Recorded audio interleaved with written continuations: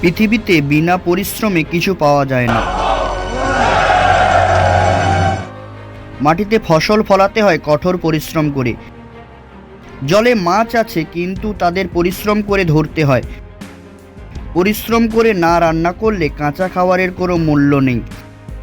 অন্ন, বস্ত্র, বাসস্থান সবই মানুষকে পরিশ্রম করে অর্জন করতে হয়।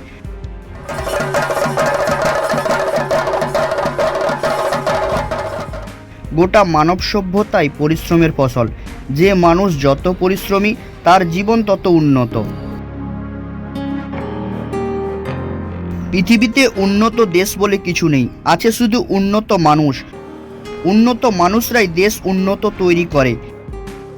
প্রাকৃতিক সম্পদ থাকলেই দেশ উন্নত হয় না। জাপানে প্রাকৃতিক সম্পদ বলতে কিছুই নেই।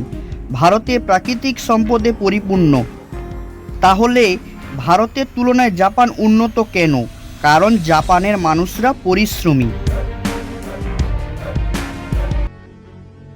ভারতকে উন্নত দেশে পরিণত করতে পারে ভারতের মানুষ, নেতা নয়, কোনো রাজনৈতিক দল নয়। ভারতের প্রতি ব্যক্তি কঠোর পরিশ্রমের মাধ্যমে দেশকে উন্নত করতে পারে।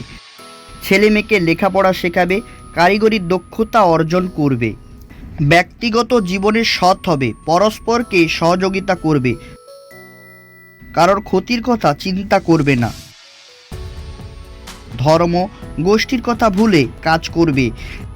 ছেলেমেয়েরা শৃঙ্খলাবোধ শিখবে, জীবনকে পজিটিভ দৃষ্টিভঙ্গিতে দেখবে। তবেই ভারত উন্নত দেশ হবে। দেশকে উন্নত হবার আগে তুমি উন্নত হও। নিজেকে তুমি পরিবর্তন করো, চরিত্র গঠন করো। হ্যাঁ, তুমিই পারবে দেশকে উন্নত করতে। হ্যাঁ, যারা এই ভিডিওটা দেখছো, তোমরাই সবাই পারবে দেশকে বদলাতে।